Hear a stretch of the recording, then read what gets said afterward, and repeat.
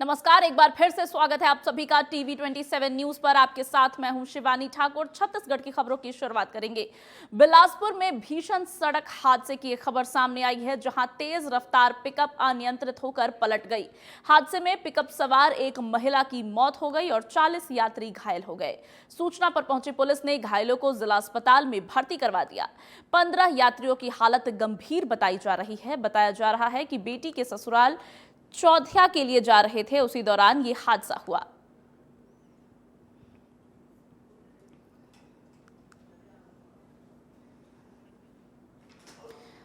सड़क दुर्घटना की एक खबर सामने आ रही है, जहां एक की मौत और 40 यात्री घायल बताए जा रहे हैं। हाई स्पीड पिकअप के अनियंत्रित होकर पलट जाने से यह भीषण सड़क हादसा हुआ, जिसमें एक व्यक्ति की मौत की खबर सामने आई है, वहीं 40 लोग घायल बताए जा रहे हैं।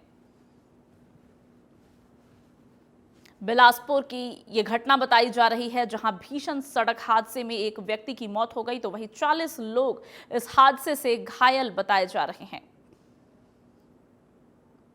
घायलों को उपचार के लिए अस्पताल भेजा गया है। वहीं पुलिस इस पूरे मामले की जांच पड़ताल में जुट गई है।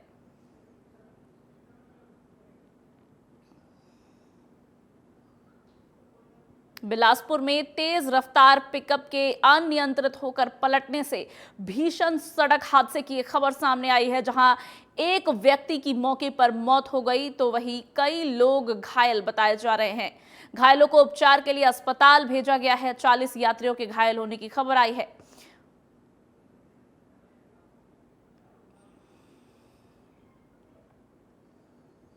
बिलासपुर से सड़क दुर्घटना की एक खबर सामने आई, जहां तेज रफ्तार पिकअप अनियंत्रित होकर पलट गई, जिसकी वजह से मौके पर ही एक व्यक्ति की मौत हो गई। वहीं 40 यात्री घायल बताए जा रहे हैं। घायलों को उपचार के लिए अस्पताल भेजा गया है। पुलिस पूरे मामले की जांच पड़ताल में जुट गई है।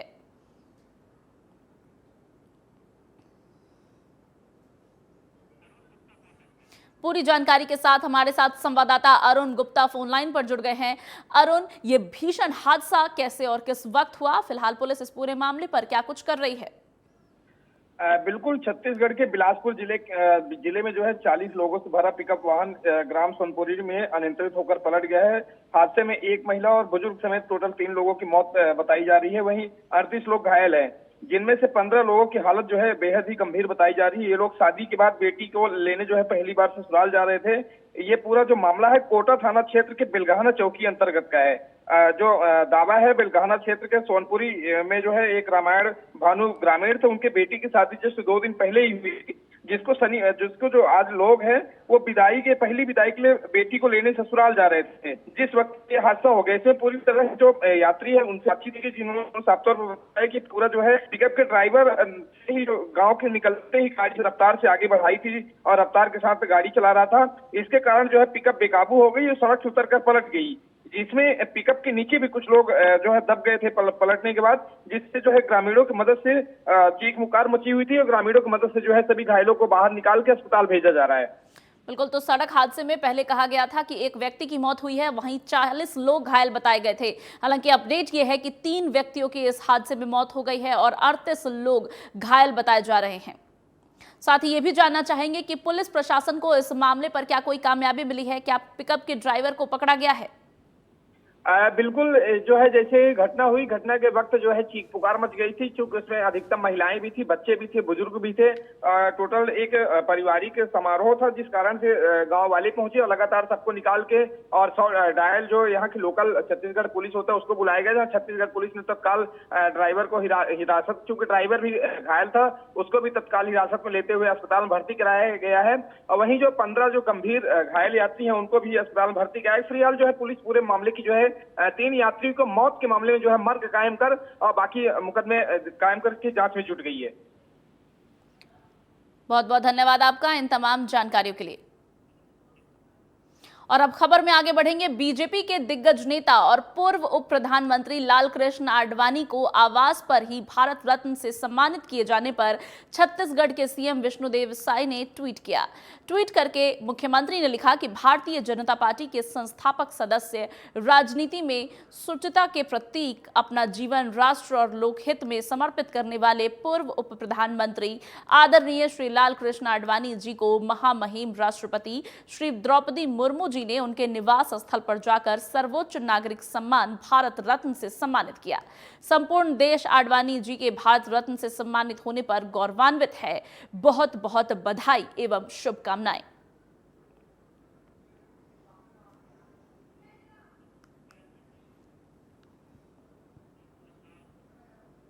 रायपुर के बीजापुर में 11 मार्च को आईईडी ब्लास्ट में एक युवक घायल हो गया था, जिसको रायपुर के निजी अस्पताल में एडमिट कराया गया है। उप मुख्यमंत्री और गृहमंत्री विजय शर्मा घायल युवक से मिलने अस्पताल पहुंचे, जहां पर गृहमंत्री विजय शर्मा ने घायल युवक और उनके परिजनों से मुलाकात की।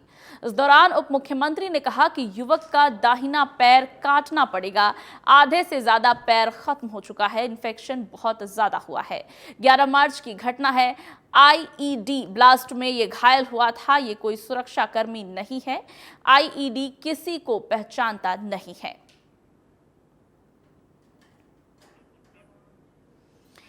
एक बार फिर से पूरी जानकारी के साथ अरुण गुप्ता हमारे साथ जुड़ गए हैं। अरुण के पास चलेंगे। अरुण, ये भीषण हादसे में घायल व्यक्ति के पैर काटने की नौबत आन पड़ी है। क्या कुछ और अपडेट इस पूरे मामले पर हमारे पास है? बिल्कुल, इस पूरे मामले पे जो है जवान जो है नक्सलियों से लगातार मुठभेड़ छत्तीसगढ़ में जारी है, क्योंकि जो छत्तीसगढ़ के सीएम है साफ तौर पर नक्सलियों को सफाया का जो जिस तरह से आदेश दे दिए थे। छत्तीसगढ़ के बीजापुर में जो है 11 मार्च को आईईडी ब्लास्ट में घायल हुए युवक को रायपुर के निजी अस्पताल में एडमिट कराया गया था, जिससे मिलने आज जो है छत्तीसगढ़ के उप मुख्यमंत्री जो है डिप्टी सीएम गृह मंत्री अस्पताल पहुंचे थे। और उन्होंने जो घायल जवान है उनको क्या जो युवक था उनको जो दाहिना पैर काटना पड़ेगा, जो डॉक्टर ने बोला, जिसमें जो है डिप्टी सीएम और गृह मंत्री ने साफ तौर पर अस्पताल पहुंचे, उससे मिले, परिवारजनों से मुलाकात किए और उनसे साफ तौर पर जो है बेहद ही संजीदगी तरीके से उपचार की जो है तो बात कही गई है। अरुण, इस जानकारी के लिए आपका धन्यवाद। फिलहाल आप बने रहे हमारे साथ, आपके पास और अपडेट के लिए लौटेंगे। फिलहाल खबर में आगे बढ़ेंगे। प्रदेश की 11 लोकसभा सीटों को लेकर विकास मंत्री का अहम बयान सामने आया है। उन्होंने कहा है कि हम पूर्ण विश्वास के साथ कह सकते हैं कि इस बार छत्तीसगढ़ की 11 लोकसभा सीट बीजेपी जीतने जा रही है। साथ ही उन्होंने कहा कि क्योंकि हम कम समय में ज्यादा से ज्यादा वादे पूरे किए हैं, हम जो मोदी की गारंटी की बात करते हैं 3 महीनों के अंदर में ही उन्हें हमने पूरा करने में हम लग गए हैं। जनता हमारा काम देखती है और हम जनता से किए वादों को याद रखते हैं।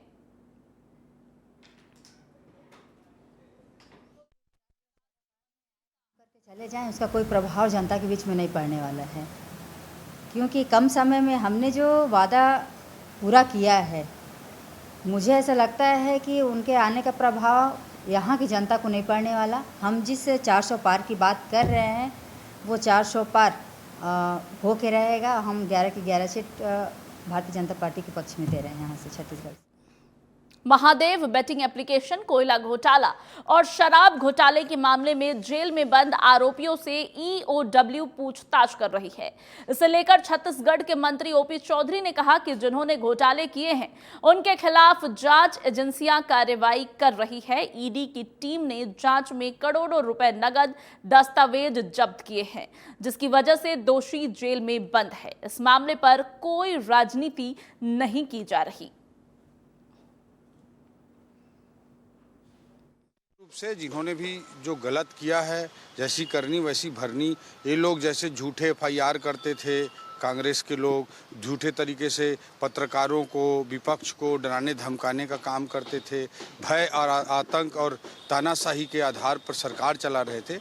ये लोग आज जब जिन मामलों में कैश बरामद हुए हैं, गोल्ड बरामद हुए हैं, संपत्ति ईडी ने सार्वजनिक की है, कोर्ट में एविडेंस के आधार पर, साक्ष्यों के आधार पर न्यायपालिका में सुनवाई चल रही है, न्यायपालिका उनको जमानत नहीं दे रही है। ऐसे मामलों में आज पूछताछ हमारी सरकार के में एजेंसियों के माध्यम से हो रहा है, तो इनके पेट में दर्द हो रहा है। यह अनावश्यक उसे राजनीतिक ब्लेम गेम करना चाहते हैं, जबकि भाजपा का मोदी जी के नेतृत्व में स्पष्ट सिद्धांत है, न खाऊंगा न खाने दूंगा। छत्तीसगढ़ में पिछली सरकार के वक्त दी गई किसानों की जमीन पंजीयन में 30% की छूट आज खत्म हो गई। बीजेपी सरकार ने इस छूट को बंद कर दिया है। इसी को लेकर वित्त मंत्री ओपी चौधरी ने कहा कि कांग्रेस ने जमीनों का बंदर बाट करने के लिए 30% कटौती की थी, वो समाप्त हो रहा है, नया बढ़ाने वाला विषय नहीं है। साथ ही कांग्रेस पर हमला बोलते हुए उन्होंने कहा कि मार्केट रेट और गाइडलाइन रेट में भारी कमी करके माफियाओं को जमीन बांटने का काम कांग्रेस कर रही थी। बढ़ने जा रहे हैं कहना उचित नहीं है। जो कांग्रेस ने 152% के माध्यम से अपने चहेतों को, भूमाफियाओं को जमीन का बंदरमाट करने के लिए जो 30% की कटौती की थी, वो समाप्त होने जा रहा है। कोई नया बढ़ाने वाला विषय नहीं है।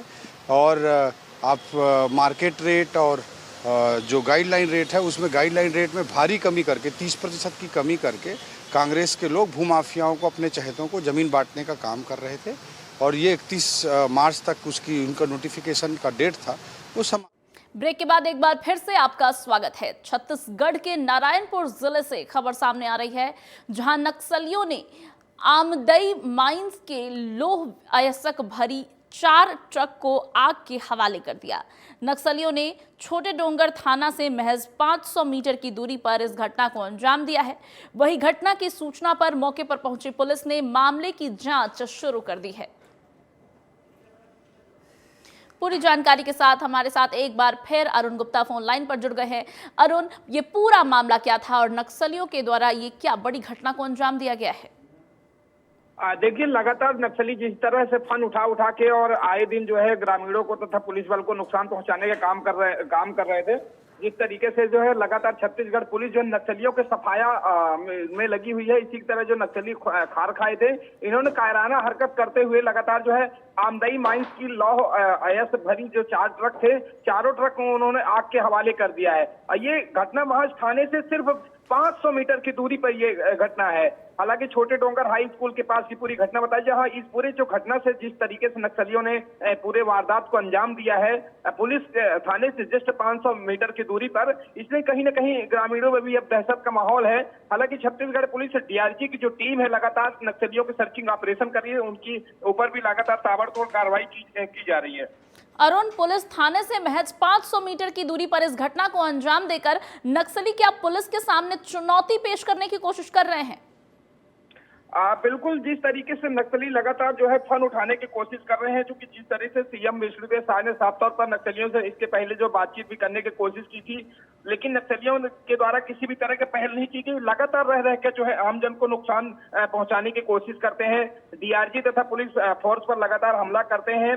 उस पूरे जो लेकिन एक तो टीम जो है पूरी तरह से सक्रिय हो गई। लगातार इनके जो है नक्सलियों के भी हाल ही में डीआरजी की टीम छत्तीसगढ़ पुलिस ने संयुक्त ऑपरेशन करते हुए करीब 6 नक्सलियों को मार गिराया था, तथा कुछ नक्सली भी जो है लगातार अब समर्पण कर रहे थे। इस पूरे उसमें जो है जो बड़े नक्सली हैं वो लगातार रह के जो है इलाके में दहशत फैलाने का जो है कोशिश कर रहे हैं। हालांकि इस पूरे मामले पे पुलिस जो है लगातार कार्रवाई कर रही है। पुलिस इनकी तलाश भी करती है। जिस तरीके से इन्होंने पुलिस थाने से मात्र 5 मीटर की दूरी पर जिस तरह से घटना को अंजाम दिया है, उससे पुलिस पे ऊपर भी कहीं न कहीं सवाल खड़ा हो उठा था, जिस कारण से पुलिस और डीआरजी की टीम लगातार इन नक्सलियों के जो है सफाई की सर्चिंग अभियान में चल पड़ी है। बिल्कुल, तो नक्सलियों को सबक सिखाने के लिए निश्चित ही पुलिस के द्वारा कड़े कदम उठाए जाएंगे। अरुण, आपका बहुत बहुत धन्यवाद इन तमाम जानकारी के लिए।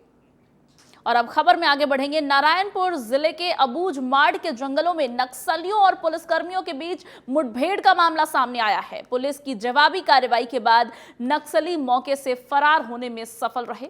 पुलिस ने घटनास्थल से 5 किलो आईडी भी बरामद किया है। हमारे इस जिले की पुलिस, नारायणपुर पुलिस के एसपी सर के द्वारा एक सर्च पार्टी तैयार किया गया। हमें बराबर सूचना मिल रही थी कि कोरोनार जंगल की तरफ नक्सलियों का और उच्च लेवल के नक्सलियों का मूवमेंट है, तो हमने उस पर से सर्च पार्टी लॉन्च करी थी, जिसमें हमारे 8 डीआरजी की टीम गई थी। इसमें एडिशनल एसपी मैं और मेरे साथ 2 डीएसपी के साथ टीम रवाना की गई थी, जिसमें कि सर्च के दौरान ये दूसरे दिन 29 को नक्सलियों द्वारा हम पर हमला किया गया और उसी पर जवाबी कार्रवाई हेतु पुलिस की तरफ से भी उसमें फायरिंग हुआ है। और हमें 3 से 4 डेरा मिले ऊपर नक्सलियों के, जहाँ पे हमने प्रेशर आईडी से लेकर के अलग अलग उनके जो लिटरेचर है वो सब जब्त किया है। और उनके साथ साथ ट्रेनिंग मैनुअल वगैरह भी मिला है, जिसमें कि कैसे बूबी ट्रैप्स वगैरह बनाने की जानकारी दी जा रही थी। और एक डेरा में ऐसा भी मिला जहाँ पे अच्छे से पत्तों का बेड और छत बना हुआ था। हमें उम्मीद है कि कोई उच्च लीडर ही था वहाँ पे, जो SZCM वगैरह होते हैं ऐसे। तो हम कोशिश करेंगे अगली बार वो हमारे। एक बार फिर से हमारे संवाददाता अरुण गुप्ता का रुख करेंगे। अरुण, लगातार छत्तीसगढ़ के कई इलाकों से नक्सलियों और पुलिस के बीच मुठभेड़ की खबरें आती रहती है। हालांकि इस मुठभेड़ में नक्सली भागने में कामयाब रहे हैं, लेकिन घटनास्थल से कई चीजें बरामद की गई है। अरुण, पूरे मामले पर अपडेट क्या है? बिल्कुल, अबुझमाड़ की जंगलों में पुलिस और नक्सलियों का लगातार जो है मुठभेड़ जारी है। छत्तीसगढ़ DRG की टीम जो है लगातार नक्सलियों के सफाया में जुटी हुई है। नारायणपुर जिले की पुलिस को अबुझमाड़ के गरपा और पागुड़ की जंगलों में जो है नक्सलियों के जमावड़े की सूचना मिलने पर DRG और बस्तर फाइटर की जो संयुक्त टीम है, ये CSP गुरिया के नेतृत्व में निकली हुई थी।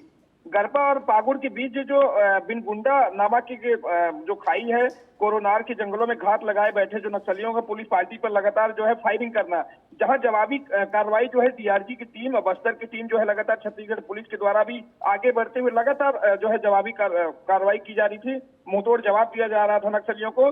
तो इसमें 3 अलग अलग मुठभेड़ में 4 घंटे यह पूरा जो है पुलिस और DRG की टीम के जो मुठभेड़ लगातार जारी थी, जहां जब पुलिस वाला DRG की टीम की संयुक्त कार्रवाई में जो है नक्सली जो है लगे कि अब उनको खात्मे की वो एहसास होने लगा, तो उन्होंने घने जंगल होने के कारण भागने में कामयाब हो गए और भाग भी गए। वहीं पुलिस भी जो है तो अभी जो है लगातार उनकी तलाश जारी है। धन्यवाद अरुण, आपका इन तमाम जानकारियों के लिए। बुलेटिन में आगे बढ़ेंगे। कांग्रेस के नेता राम कुमार शुक्ला ने मुख्यमंत्री के खिलाफ बयानबाजी करके अपने आप को असुरक्षित महसूस करते हुए कलेक्टर को पत्र लिखते हुए बताया है कि मुझे आत्मरक्षा के लिए लाइसेंस से रिवॉल्वर की आवश्यकता है, जो कि इस समय सिविल लाइन थाना में जमा है। कांग्रेस नेता के इस पत्र के बाद सियासी बयानबाजी शुरू हो गई। इस मामले को लेकर पूर्व मंत्री अजय चंद्राकर ने तंज कसते हुए कहा है कि प्रशासन को इस पर ध्यान देना चाहिए। स्वीकार करना भूपेश बघेल जी का, इसका मतलब है कि कांग्रेस एक आतंकी संगठन है और उस आतंकी संगठन से जन सामान्य से लेकर किसी को भी खतरा हो सकता है। और भूपेश बघेल जी के बयान के बाद जो राम कुमार शुक्ला जी का बयान आया है, उसमें कहीं भी अतिशयोक्ति नहीं है। कोई भी स्लीपर सेल वाला उसकी हत्या कर सकता होगा, ये आशंका उनको है। प्रशासन को इस पर ध्यान देना चाहिए। ये चूके हुए लोग हैं, अपने आप को मीडिया में लाने के लिए, सस्ता प्रचार पाने के लिए इस प्रकार की स्तरहीन बयानबाजी करते हैं। ये सारे के सारे अप्रासंगिक लोग हैं, राजनीति में काफ़ी दिनों से न सक्रिय हैं, अवसरवादी लोग हैं। ये जब मौका देखते हैं तब सामने आ जाते हैं। जब पार्टी संगठन संघर्ष की स्थिति में रहती है तब अपने घरों में डूबते हुए लोग रहते हैं। ये धंधेबाज किस्म के लोग हैं और ऐसे लोगों के बयान का कोई फर्क नहीं पड़ता है।